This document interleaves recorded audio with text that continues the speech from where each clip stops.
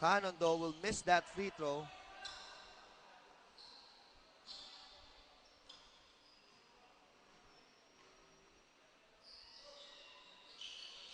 He'll miss two of them.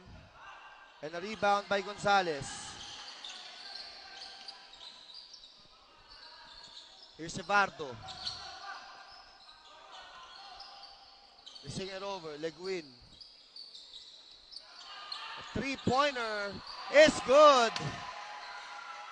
That's Roy Agustin with his first three-pointer of the game, and now Bulacan is putting on the pressure. Bayo. Swing it over. Sanchez. Sanchez. Good find. Cannon will score.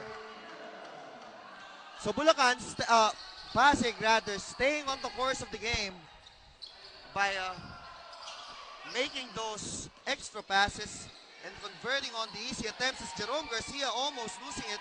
Cannon will bring the ball down.